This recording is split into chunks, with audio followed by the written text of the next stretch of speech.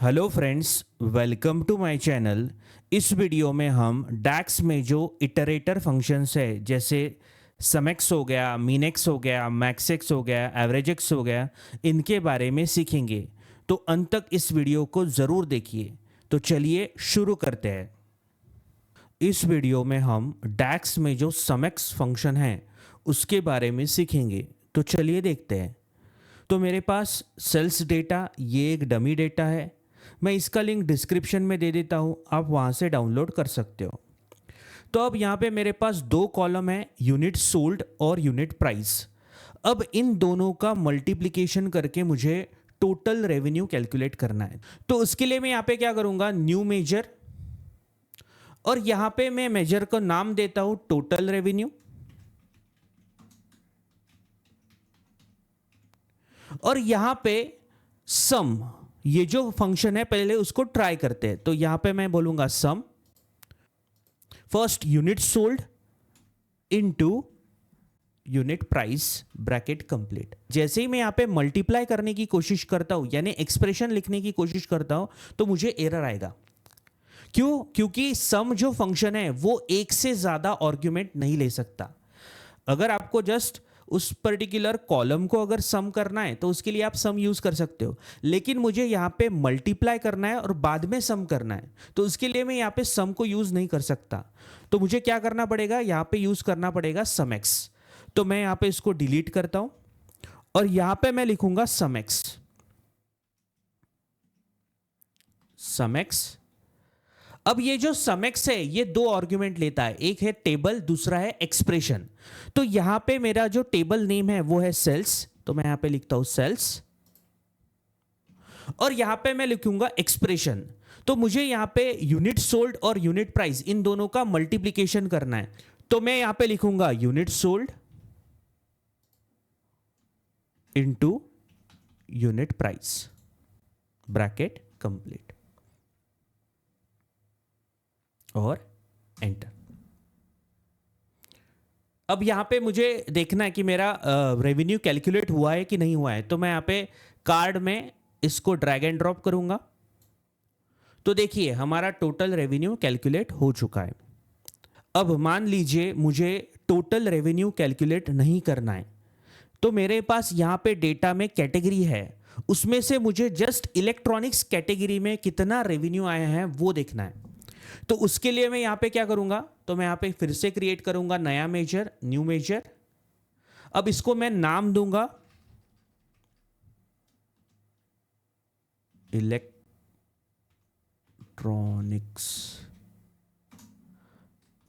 Revenue. अब यहां पे मैं फिर से यूज करूंगा समेक्स, तो यहां पे मैं लिखूंगा समेक्स। अब ये जो समेक्स फंक्शन है अगेन ये दो आर्ग्यूमेंट लेगा, एक टेबल दूसरा एक्सप्रेशन। तो पहले मुझे पूरे टेबल को कैलकुलेट करना था, तो इसके लिए मैंने यहाँ पे सेल्स टेबल लिया था, लेकिन यहाँ पे मुझे जस्ट इलेक्ट्रॉनिक्स को ही कैलकुलेट करना है। मैं यहाँ पे क्या करूंगा, पहले इस पर्टिकुलर समेक्स को फिल्टर करूंगा। तो इसको अच्छे से समझने के लिए यहाँ पे मेरे पास एक्सेल है। तो एक्सेल में अगर मुझे मान लीजिए इलेक्ट्रॉनिक्स कैटेगरी जो है उसका ही अगर टोटल सेल अगर निकालना है, तो मैं क्या करता हूं, यहां पे मैं इसको फिल्टर करूंगा और जो भी रिमेनिंग है उसको ही मैं कैलकुलेट करूंगा। सिमिलरली यहां पे भी मुझे क्या करना पड़ेगा, पहले फिल्टर फंक्शन लगाना पड़ेगा। तो मैं यहां पे क्या करता हूं, यूज करता हूं फिल्टर। अब ये जो फिल्टर है ये भी दो आर्ग्यूमेंट लेता है, पहला है टेबल, दूसरा है फिल्टर एक्सप्रेशन। तो मेरा टेबल कौन सा होगा, ये पूरा एंटायर टेबल, तो मैं यहां पे लिखता हूं सेल्स। और मेरा फिल्टर एक्सप्रेशन क्या होगा, मुझे फिल्टर करना है कैटेगरी वाइज जो कि है इलेक्ट्रॉनिक्स कैटेगरी। तो मैं यहां पे लिखता हूं category is equals to electronics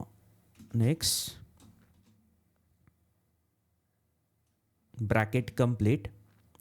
अब इसके बाद मुझे समेक्स के लिए एक्सप्रेशन लिखना है। तो समेक्स के लिए मेरा एक्सप्रेशन क्या है, मुझे इन दोनों कॉलम्स को मल्टीप्लाई करना है। तो मैं यहां पे लिखूंगा unit sold into unit price bracket complete and enter. अब इसको मुझे चेक करना है, तो यहां पे मैं फिर से एक नया कार्ड क्रिएट करूंगा और यहां पे मैं ड्रैग एंड ड्रॉप करूंगा इलेक्ट्रॉनिक्स रेवेन्यू के मेजर को। तो यहां पे मैं इसको ड्रैग एंड ड्रॉप करता हूं, तो देखिए मेरा इलेक्ट्रॉनिक्स का रेवेन्यू इतना है। तो इस तरीके से आप टोटल रेवेन्यू भी कैलकुलेट कर सकते हो और स्पेसिफिक कैटेगरी का रेवेन्यू भी कैलकुलेट कर सकते हो। तो इस तरीके से आप समेक्स फंक्शन का यूज कर सकते हो। अब हम मीनेक्स फंक्शन के बारे में सीखेंगे, तो चलिए देखते हैं। तो अब यहां पे मेरे पास दो कॉलम्स है, यूनिट सोल्ड और यूनिट प्राइस। अब इसमें से मुझे फर्स्ट रेवेन्यू कैलकुलेट करना है और उसमें से मिनिमम रेवेन्यू को शो करना है। तो यहां पे उसके लिए मैं यहां पे यूज करूंगा न्यू मेजर और मैं यहां पे दूंगा मेजर का नाम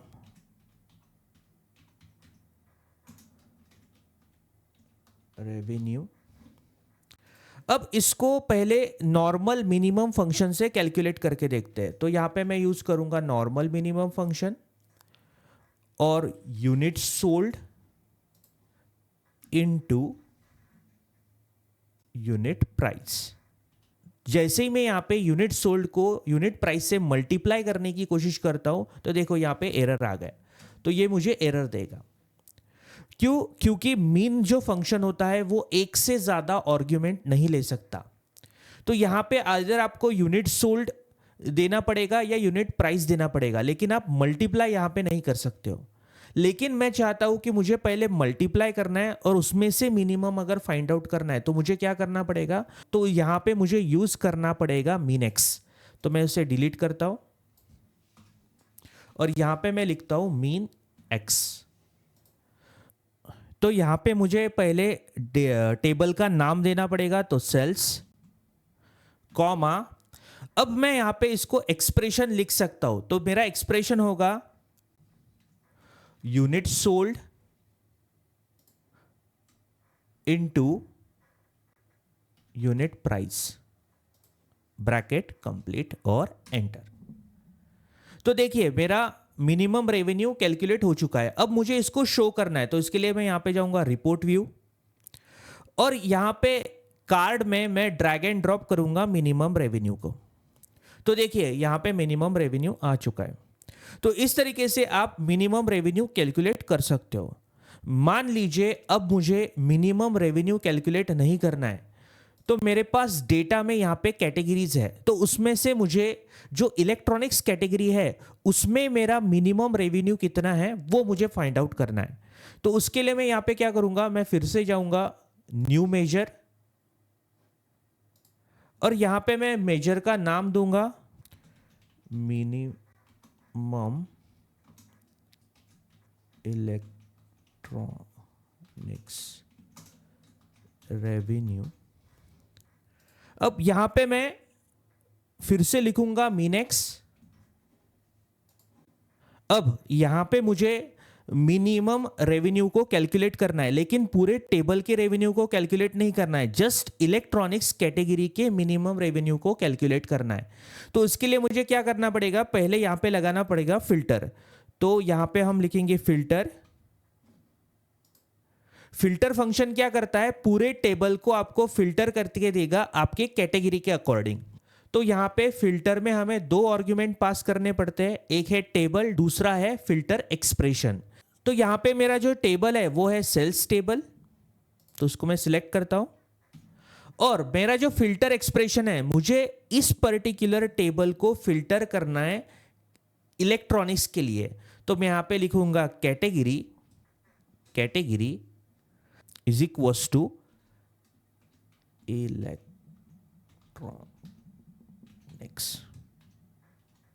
तो ये फिल्टर फंक्शन क्या करेगा, इस एंटायर टेबल को पहले फिल्टर करेगा इलेक्ट्रॉनिक्स के लिए।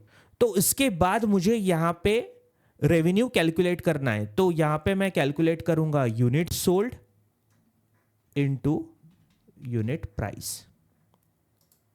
और ये रेवेन्यू कैलकुलेट होने के बाद इसका जो मिनिमम रेवेन्यू होगा वो यहां पे असाइन हो जाएगा। तो ये ब्रैकेट में करता हूं कंप्लीट और एंटर। तो अब मुझे मैंने ये जो मेजर क्रिएट किया है उसका डेटा मुझे शो करना है। तो उसके लिए मैं फिर से जाऊंगा रिपोर्ट व्यू और यहां पे मैं एक कार्ड क्रिएट करूंगा और इस कार्ड में मैं ड्रैग एंड ड्रॉप करूंगा मिनिमम इलेक्ट्रॉनिक रेवेन्यू को। तो देखिए यहां पे मिनिमम इलेक्ट्रॉनिक रेवेन्यू आ चुका है। अब आप बोलोगे कि ये मिनिमम है लेकिन इससे ज्यादा है, क्यों? क्योंकि इलेक्ट्रॉनिक्स कैटेगरी में वो सबसे मिनिमम है। अगर हम ओवरऑल डेटा की बात करें तो ये सबसे हमारा मिनिमम रेवेन्यू हो गया। तो इस तरीके से आप मिनिमम रेवेन्यू और किसी अगर स्पेसिफिक कैटेगरी का अगर आपको मिनिमम रेवेन्यू चाहिए तो वो भी आप कैलकुलेट कर सकते हो। अब हम मैक्सिक्स फंक्शन के बारे में सीखेंगे, तो चलिए देखते हैं। अब यहां पे हमने जैसे मिनिमम रेवेन्यू कैलकुलेट किया है वैसे ही हम मैक्सिमम रेवेन्यू भी कैलकुलेट कर सकते हैं। तो यहां पे देखिए, यहां पे मैंने मिनिमम रेवेन्यू कैलकुलेट किया है पूरे डेटा का। तो अब मुझे मैक्सिमम रेवेन्यू कैलकुलेट करना है। तो इसके लिए मैं यहां पे क्या करूंगा, मैक्सिमम, और यहां पे मीन एक्स की जगह हमें यूज करना पड़ेगा मैक्स एक्स और एंटर। तो अभी देखिए यहां पे मीन की जगह मैक्स रेवेन्यू कैलकुलेट हो चुका है। सिमिलरली अगर मुझे मैक्सिमम रेवेन्यू कैलकुलेट करना है इलेक्ट्रॉनिक्स कैटेगरी का, तो उसके लिए मैं यहां पे क्या करूंगा, पहले तो मिनिमम की जगह मुझे लिखना पड़ेगा मैक्सिमम और यहां पे मीन एक्स की जगह मुझे लिखना पड़ेगा max x, bracket complete, enter. तो अब देखिए यहां पे पहले जो मिनिमम इलेक्ट्रॉनिक्स रेवेन्यू था अब ये मैक्सिमम इलेक्ट्रॉनिक्स रेवेन्यू यहां पे दिखा रहा है। तो इस तरीके से आप मिनिमम मैक्सिमम यूज कर सकते हो। अब हम एवरेजेक्स फंक्शन के बारे में सीखेंगे, तो चलिए देखते हैं। अब मान लीजिए मुझे मिनिमम भी नहीं निकालना है मैक्सिमम भी नहीं निकालना है, मुझे उसका एवरेज निकालना है। तो उसके लिए मैं यहां पे क्या करूंगा, फिर से जाऊंगा टेबल व्यू और मुझे यहां पे एवरेज निकालना है, एवरेज रेवेन्यू निकालना है। तो मैं यहां पे लिखूंगा एवरेज और यहां पे मुझे यूज करना पड़ेगा एवरेज एक्स, एंटर। तो देखिए यहां पे जैसे मैं रिपोर्ट व्यू में जाता हूं तो यहां पे देखिए ये हो गया मेरा एवरेज रेवेन्यू। अब जैसे मैंने यहां पे टोटल एवरेज रेवेन्यू निकाला है वैसे मैं यहां पे इलेक्ट्रॉनिक्स कैटेगरी में भी एवरेज रेवेन्यू निकाल सकता हूं। तो उसके लिए मैं यहां पे जाऊंगा टेबल व्यू, फिर से यहां पे मैक्स की जगह मुझे लिखना पड़ेगा एवरेज और यहां पे फिर से यूज करना पड़ेगा एवरेज एक्स और एंटर। अब मैं यहां पे फिर से रिपोर्ट व्यू में जाता हूं और देखिए ये जो है ये है एवरेज इलेक्ट्रॉनिक्स कैटेगरी का रेवेन्यू। तो इस तरीके से आप एवरेज एक्स को यूज कर सकते हो। अब हम काउंटेक्स फंक्शन के बारे में सीखेंगे, तो चलिए देखते हैं। अब हमारे पास यहाँ पे एक कैटेगरी कॉलम है। अब मैं चाहता हूँ कि इस पर्टिकुलर कैटेगरी कॉलम में जो भी इलेक्ट्रॉनिक्स से रिलेटेड ट्रांजैक्शन है उसका मुझे काउंट चाहिए। तो उसके लिए मैं यहाँ पे क्या करूँगा, न्यू मेजर और यहाँ पे मैं दूंगा उसका नाम, सो electronics,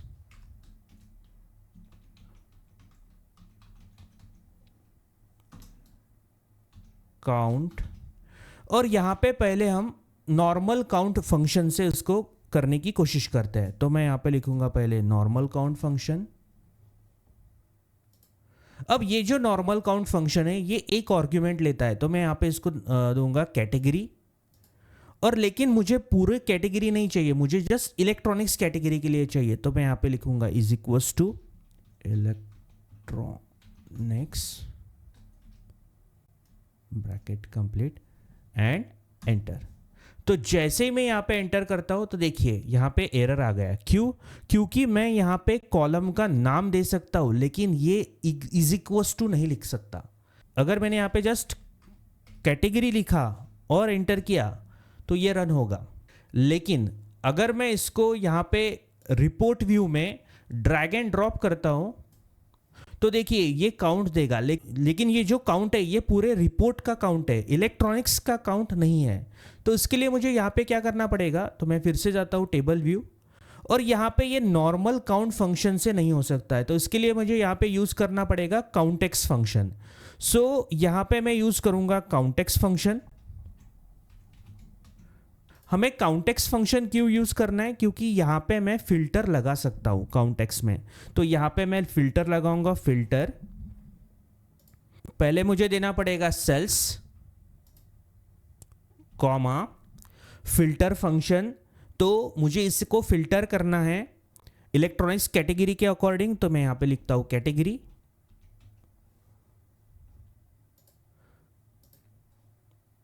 is equals to electronics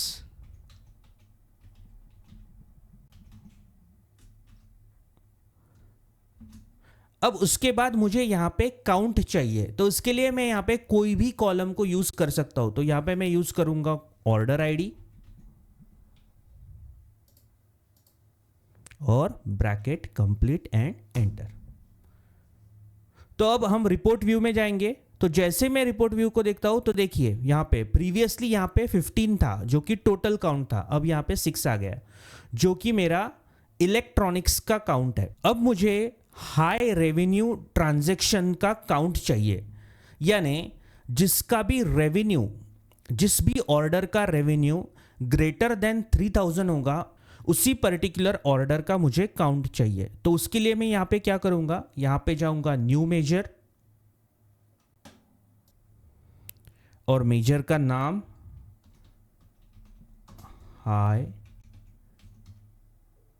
revenue transactions.